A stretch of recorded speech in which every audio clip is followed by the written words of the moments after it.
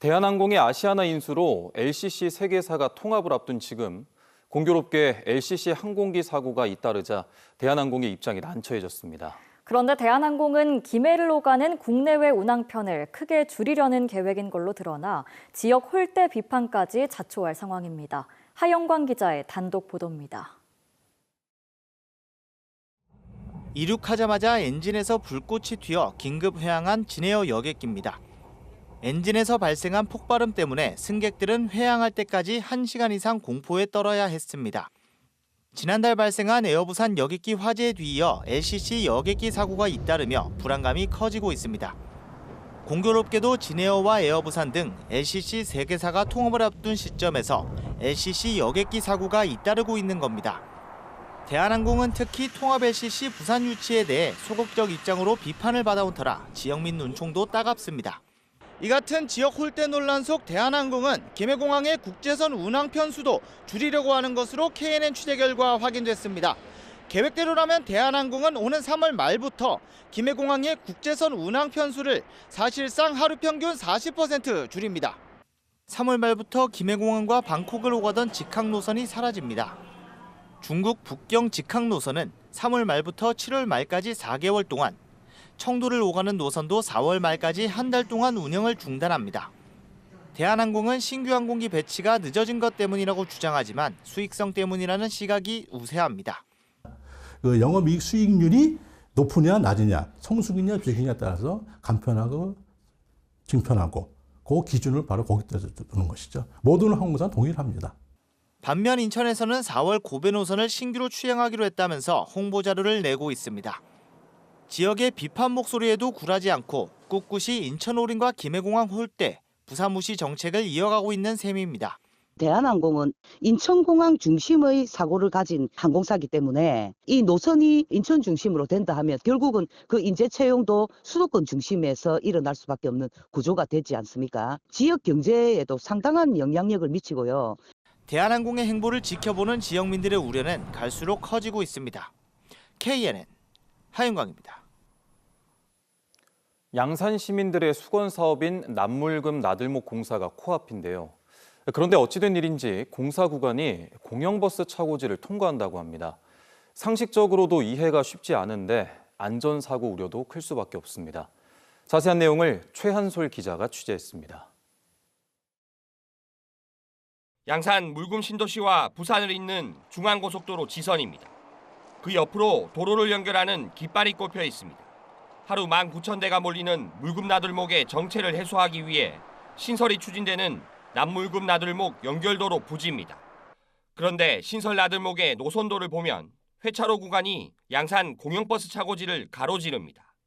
이렇게 고속도로를 빠져나온 차량들은 정확히 제가 걷는 이 길을 따라 국도로 향하게 되는데요. 이 보시다시피 바로 옆엔 시내버스들이 줄지어 주차돼 있습니다. 이 시내버스 진출입과 고속도로 회차로가 겹치는 겁니다. 이렇게 되면 무엇보다 안전이 걱정입니다. 갑자기 자가용들이 지나갈 수 있거든요. 특히 야간에 지나가다가 또 사고 위험이 상당히 높다고 보면 됩니다. 그리고 또 청소 아주머니 같은 경우에 우리가 수시로 올라가가지고 청소를 하거든요. 주변이 온통 논밭인데 굳이 차고지를 관통하는 이유는 사업비 절감입니다. 양산시는 차고지가 양산시 땅이라 보상 절차를 건너뛰면 수십억의 사업비를 줄일 수 있다는 입장입니다. 428억 정도 DC라든지 사업의 신속성이라든지 전반적으로 다 검토될 때. 하지만 차고지에서 이루어지는 공사는 버스 운행을 위한 최소한의 안전까지 위협한다는 게 기사들의 하소연입니다. 운수사업법상 여기는 숙박시설이 되는 곳이므로 차들이 빈번히 하다 보면 낮잠을 제대로 못 자고 있습니다. 주차하는 것도 불편하고 출발할 때도 많이 불편하죠. 남물금 나들목 공사 착공이 오는 5월 시작될 예정인 가운데 시민들의 수건 사업이라는 명목으로 안전이 위협받지 않도록 할 대책 보완이 시급합니다. KNN 최한솔입니다.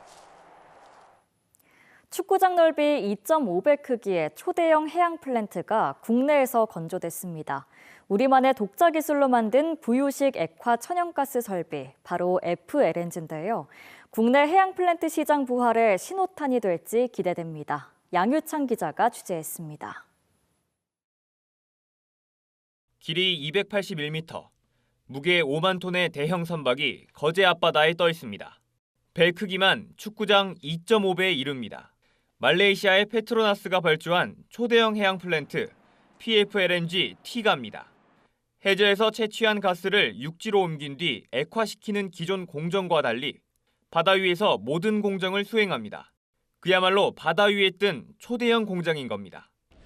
제 뒤로 보이는 바다 위의 공장, 이 FLNG는 세계 최초로 니어쇼어 방식으로 설계 제작되었습니다. 심해가 아닌 육지에부터 작업할 수 있는 방식으로 액화된 가스를 바로 육상까지 연결할 수 있는 게 강점입니다. 삼성중공업이 세계 최초로 개발한 기술로 처음 실제 FLNG에 적용됐습니다. 지금 니어쇼 FLNG가 이제 또 하나의 어떤 새로운 시장을 발굴을 하고 있고 많은 발주처에서 이 니어쇼 FLNG에 관심을 많이 받고 있습니다. 시운전 작업을 거쳐서 27년 2월 중순에 출항이 전망되고 있습니다. 특히 수익성 악화로 국내 조선소들이 줄지어 철수했던 해양 플랜트 시장에 새로운 가능성을 열 전망입니다. 이미 전 세계에서 발주된 9척의 FLNG 가운데 6척을 국내에서 따냈습니다. 탑사이드 설계까지 저희들이 독자적으로 할 수 있는 그 엔지니어링 능력을 가지고 있고요. 두 번째는 건조에 특화된 인력들이 지금 저희들이 충분히 확보를 하고 있다. 복합적으로 그 시너지를 일으켜가지고 그 해양 프로젝트에서 저희들이 높은 점유율을 유지하고 있다고 그렇게 볼 수 있습니다.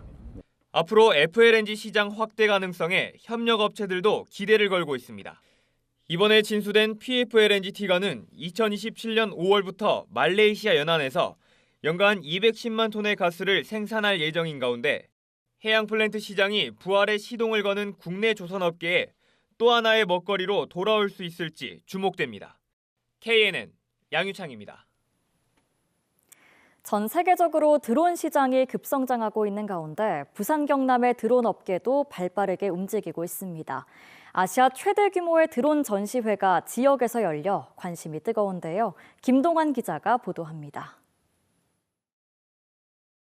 적외선 촬영 장비를 탑재한 드론이 힘차게 날아오릅니다. 가솔린 엔진과 배터리를 결합한 부산 지역 업체의 국내 첫 하이브리드 드론입니다. 배터리 방식보다 비행 시간이 4배가량 길어 해상 감시와 정찰 등에 특화되어 있습니다. 모터라든지 프롭 또는 엔진 하이브리드 모듈 전체를 국산화시켜가지고 K-드론의 어떤 대표적인 모델로 좀 앞장서서 나아가고자 하고 있습니다. 공공기관과 다양한 산업 현장에서의 활용성이 높아 국내 시장뿐 아니라 해외 시장 개척에 나서고 있습니다. 부산에서 열린 아시아 최대 규모의 드론 전시회에는 국내외 14개 나라에서 300여 개 업체가 참가했습니다. 첨단 기술을 갖춘 최신형 드론들이 시선을 사로잡았습니다. 국내 드론 시장 규모는 1조 990억 원, 고용 인력은 15,700여 명으로 추정됩니다. 하지만 드론 제작 업체 절반가량은 수도권에 밀집돼 있습니다.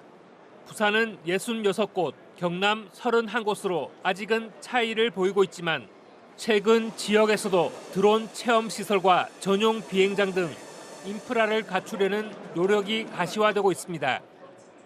활용 가치가 갈수록 높아지면서 본격적인 진출 움직임을 보이고 있는 겁니다. 많은 나라들이 반드시 확보해야 될 안보 전략 자산으로 판단을 하고 경쟁적으로 드론 산업 육성에 뛰어들고 있습니다. 우리나라의 새로운 먹거리로 떠오른 K-방산의 성장에는 지역 기업의 참여도 한몫하고 있습니다. 새로운 안보 전략 자산으로 급성장한 드론 산업도 지역 기업의 활발한 참여가 기대됩니다. KNN 김동환입니다. 부산의 개발 제한 구역이 17년 만에 대대적으로 풀리게 됩니다. 부산시는 지역 발전에 새로운 토대가 마련될 것이라 한껏 기대를 하는데 한편에선 난개발 우려도 나옵니다. 이 소식은 김건영 기자가 보도합니다. 지난 2008년 부산의 개발 제한 구역 1,000만 평이 해제됐습니다. 명지 신도시와 에코델타시티, 제2센텀 산단 등이 조성되거나 추진되고 있습니다. 17년 만에 이번엔 500만 평이 해제 대상에 올랐습니다. 강서권 2곳과 해운대권 1곳으로 핵심은 제2에코델타시티와 53사단 일원 첨단 사이언스 파크입니다. 지금 제가 서 있는 곳이 남해 제2고속도로 지선 바로 위입니다. 이 도로 남쪽으로 보시면 에코델타시티 공사가 한창 진행 중인데요. 이 도로 북쪽으로는 여전히 개발 제한 구역으로 묶여 있습니다. 이곳에다 제2 에코델타시티를 만든다는 게 부산시 계획입니다. 전체 면적은 기존 에코델타시티와 비슷합니다. 이미 북쪽으론 서부상권 복합산단과 연구개발특구 개발 등이 행정 절차를 밟고 있습니다. 김해공항을 둘러싼 강서권 신도시 축을 완성시키는 사업입니다. 지역 주민들은 대체로 반기는 분위기입니다. 정부 발표에 맞춰 지역 공인중개사 사무소엔 문의가 쏟아졌습니다. 연세가 많은 분들은 빨리 좀 개발이 되었으면 좋겠다 하는 부분도 있을 거고, 동업을 이렇게 천직으로 삼고 온 젊은 친구들은 아마 좀 반대가 심할 것 같습니다. 해운대 첨단 사이언스파크 대상지 규모 역시 기존 해운대 그린시티와 비슷합니다. 53사단을 이전하는 대신 압축 재배치하는 것으로 국방부와 협의가 이루어졌습니다. 하이테크, AI 등 신산업을 유치해 노후화된 해운대 그린시티에 새로운 활기를 불어넣겠다는 보관입니다. 송정, 오시리아 관광단지로의 도시 확장도 기대합니다. 직주 근접의 개발 가능성이 커짐으로 인해서 해운대 신시가지의 노후 계획도시 개발도 더 박차를 가할 수 있는 계기가 될 것으로 보여지고 있고, 하지만 장밋빛 청사진에 그치는 난개발로 전락하지 않겠냐는 걱정도 있습니다. 전략사업 유치를 전제로 한 개발인데 수요가 있겠냐는 겁니다. 우리가 가져오려고 하는 그 산업들에 대한 실체가 지금 분명치가 않아요. 온 전국이 그러고 있거든요. 십수년 후에는 용도 변경이 되면서 또 그렇게 다른 목적으로 또 변질될 확률도 사실은 있죠. 부산시는 내년부터 개발 제한 구역 해제 등의 절차를 밟아 오는 28년쯤엔 각각의 사업에 착수한다는 계획입니다. KNN 김건영입니다. 경남의 불법 투견 도박장이 급증하고 있다는 KNN의 보도 이후 진주시가 투견용 개를 훈련하는 시설로 의심되는 사육장 3곳을 적발했습니다.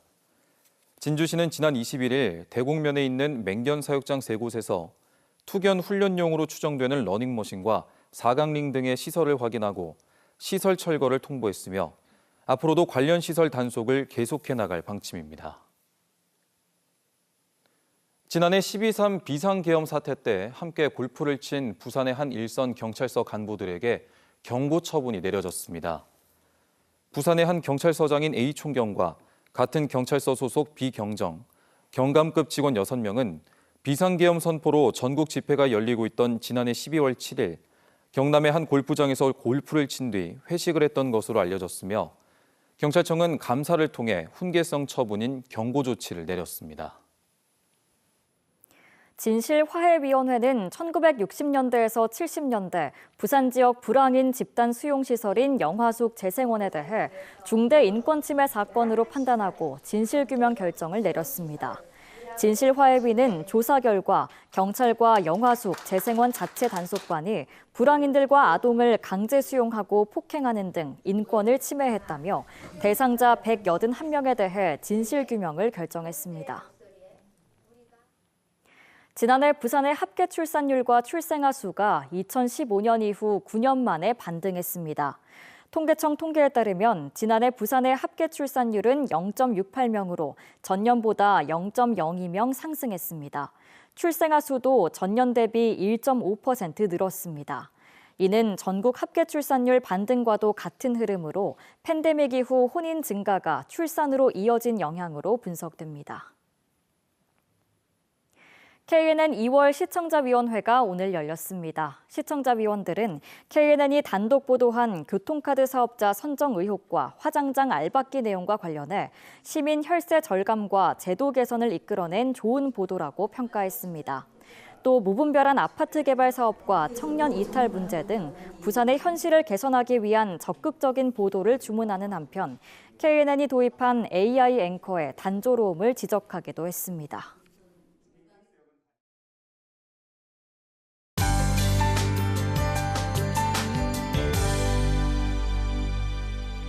국외 먼지의 영향으로 오늘 일시적으로 대기가 탁했는데요. 깨끗한 공기가 유입되면서 지금은 대기질을 회복했고 내일도 부산과 경남은 미세먼지 농도 보통 수준을 보이겠습니다. 날이 풀리면서 봄이 성큼 다가왔습니다. 내일 낮에는 오늘보다 더 봄 기온을 느낄 수 있겠는데요. 다만 내륙은 낮과 밤의 기온차가 20도 이상으로 무척 극심하게 벌어져서 옷차림에 신경 쓰셔야겠습니다. 연일 부산 경남 전 지역에 건조특보가 발효 중인 가운데 대기는 바싹 메말라 있습니다. 이에 따라 산불 위기경보 주의 단계가 발령 중인데요. 대형 산불이 발생하지 않도록 불씨 관리 철저하게 해주시기 바랍니다. 내일 전국에 구름이 많겠고 제주도는 오후부터 비가 오겠습니다. 내일 진주와 합천의 아침 기온 영하 5도로 오늘보다 낮겠고요. 낮 기온은 진주 14도, 합천과 의령 16도로 오늘보다 1도에서 5도가량 높겠습니다. 내일 아침 창원은 0도, 통영, 영상 1도 선에서 시작하겠습니다. 한낮 기온 창원 13도, 거제 12도, 밀양과 창녕은 16도까지 오르겠습니다. 부산의 아침 기온 영상 3도, 양산은 영하 3도에서 시작하겠고요.